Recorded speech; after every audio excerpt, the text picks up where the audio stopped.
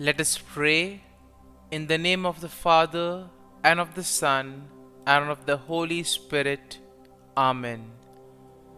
O Jesus, through the Immaculate Heart of Mary, I offer you my prayers, works, joys, and sufferings on this day for all the intentions of your Sacred Heart, in union with the holy sacrifice of the Mass throughout the world, in reparation for my sins, for the intentions of all my relatives and friends, and in particular for the intentions of the Holy Father. Amen. Let us pray for the intentions of the Holy Father for the month of July, for the pastoral care of the sick. We pray that the sacrament of the anointing of the sick confer to those who receive it and their loved ones the power of the Lord, and become evermore a visible sign of compassion and hope for all. Our Father, who art in heaven, hallowed be thy name. Thy kingdom come, thy will be done, on earth as it is in heaven. Give us this day our daily bread, and forgive us our trespasses, as we forgive those who trespass against us. And lead us not into temptation, but deliver us from evil. Amen. Hail Mary, full of grace, the Lord is with you. Blessed are you amongst women, and blessed is the fruit of thy womb, Jesus. Holy Mary, Mother of God, pray for us sinners, now and at the hour of our death. Amen. Glory be to the Father, and to the Son, and to the Holy Spirit, as it was in the beginning, is now, and ever shall be, world without end. Amen. My dear friends, the Word of God welcomes us this morning. And as we prepare ourselves to enter into this new day, as we prepare ourselves to spend this time with God, let us close our eyes at this moment and let us praise the Lord. Let us thank Him that He has woken us up this morning. He has given us good health. He has kept us in His love. Most importantly, we see that at every moment His gaze is upon us. He loves us. He protects us. He guides us. And for that, let us praise the Lord. Let us thank the Lord. In our life, we see that there are many moments wherein we do not recognize the presence of God in our lives. There are certain moments that we take for granted, and therefore it becomes difficult for us to recognize the graces and the blessings that we receive from the Lord. And therefore, as we begin today's morning offering, let us thank the Lord for all those blessings that He has given us. We begin by thanking God for the gift of life, for the various talents, for the various capabilities that He has given us. We also thank Him for the gift of our family members, friends, relatives, near and dear ones, and all those who play a very important role in our lives. We also continue to pray for all those who have been instrumental in shaping and molding us, and we ask the Lord to bless them abundantly and give them good health of mind and body.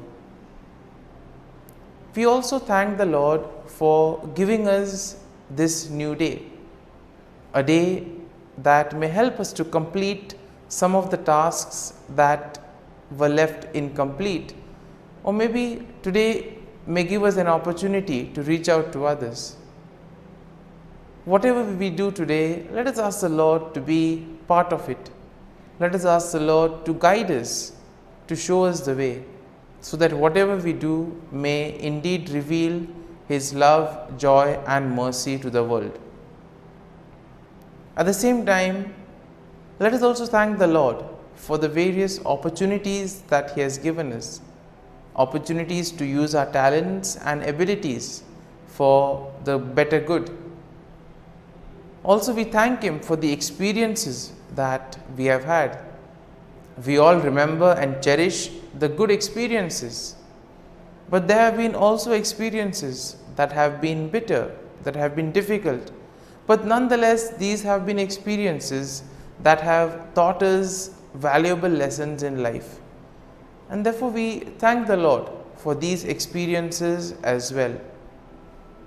Finally, we also thank the Lord for always being there with us, guiding us, protecting us, and let us ask Him to do the same today, so that every step that we take, every word that we utter, and every action that we do may reveal and radiate the peace, joy and mercy of Christ to people around us. And therefore, my dear friends, let this day be a day of joy and blessings in the name of our Lord Jesus Christ. And therefore today we shall reflect and meditate on Psalm 52. As usual, we shall have an overview of the psalm and then we shall go into its details. Now, generally speaking, Psalm 52 is a lament that is written by David, and it is likely in response to the treachery of Doeg the Edomite. Now, we know that Doeg the Edomite had betrayed David to King Saul. And this psalm is divided into two main sections. So the first section contains verses 1 to 5, and this will describe the wickedness of Doeg and his eventual downfall. While the second part of the psalm, the second section, which has verses 6 to 9, they offer a contrast between the wickedness of Doeg and the faithfulness of God. Similarly, we see that when we look at the psalm gives us a picture of what it is to be faithful and what it is to trust and place our faith in God. So therefore, verse 1 begins with David directly addressing Doeg, calling him a mighty man who boasts of evil deeds. And then David asks why Doeg boasts of evil and warns him that God will eventually bring him down. In the second verse, we see that David's warning to Doeg continues, and this reminds him that God's judgment will be swift and thorough. David compares Doeg to a sharp razor and a deceitful tongue, highlighting the danger that his words and actions pose.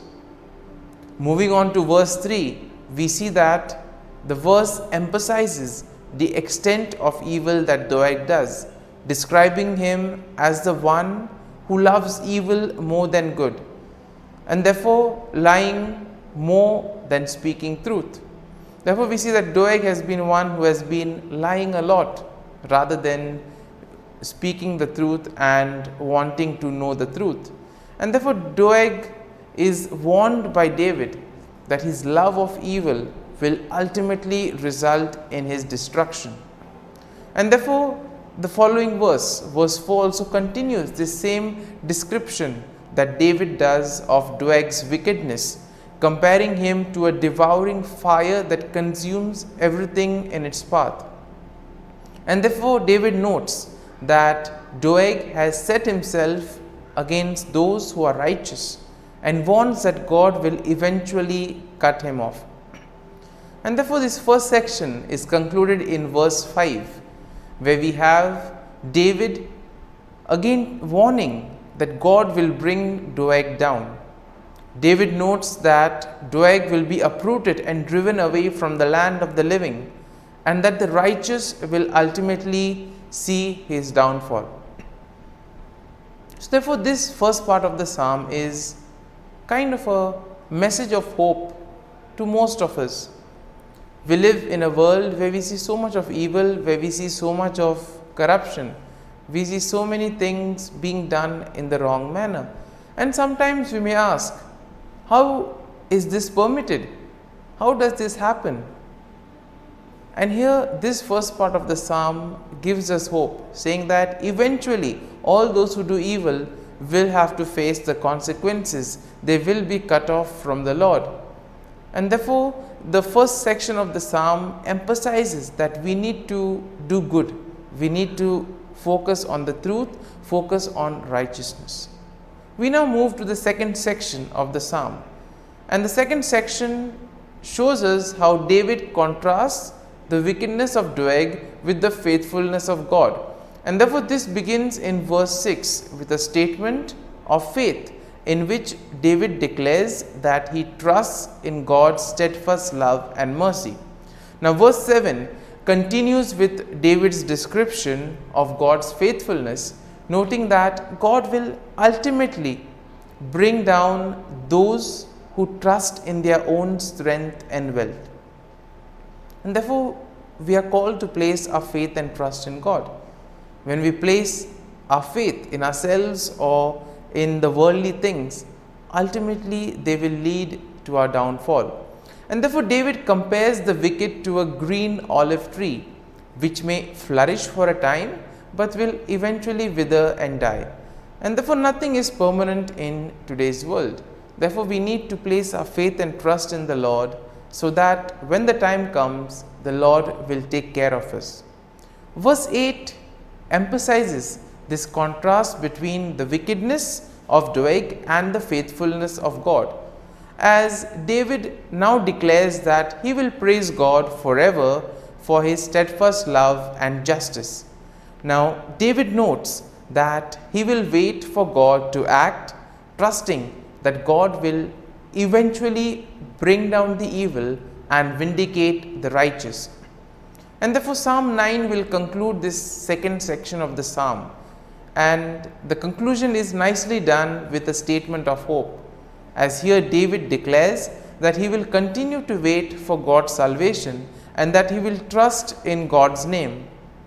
David notes that God's name is a strong tower in which the righteous may take refuge, and that God will ultimately bring salvation to his people. And therefore, my dear friends, as we reflect on Psalm 52, there may be some kind of a thought or a statement that which eventually would have touched us. Therefore, let us remain with that thought, let us remain with that sentence or statement.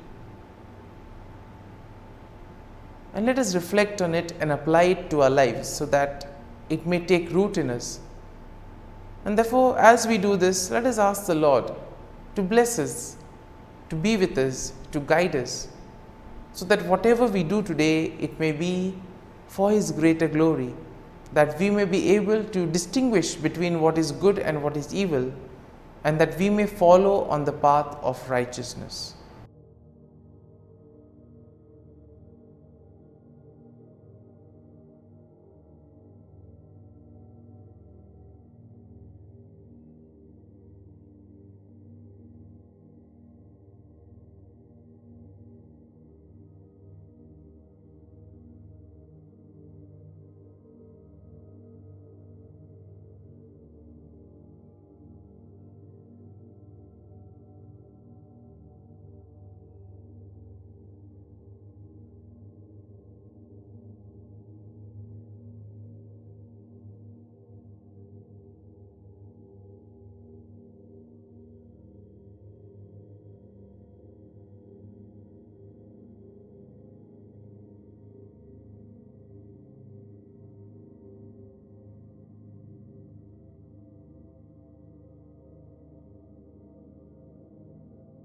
Prayer to Saint Michael the Archangel for protection. Saint Michael the Archangel, defend us in battle. Be our defense against the wickedness and snares of the devil. May God rebuke him, we humbly pray. And do thou, O Prince of the heavenly hosts, by the power of God, thrust into hell Satan and all the evil spirits who prowl about the world, seeking the ruin of souls. Amen. Act of Adoration. O Sacrament most holy, O Sacrament divine, all praise and all thanksgiving be every moment thine. Saint Gertrude Prayer for souls in purgatory. Eternal Father, I offer Thee the most precious blood of Thy divine Son, Jesus, in union with the masses said throughout the world today, for all the holy souls in purgatory, for sinners everywhere, for sinners in the universal church, those in my own home and within my family. Amen. May the divine assistance remain always with us, and may the souls of the faithful departed through the mercy of God rest in peace. Amen. Glory be to the Father, and to the Son, and to the Holy Spirit, as it was in the beginning, is now, and ever shall be, world without end. Amen.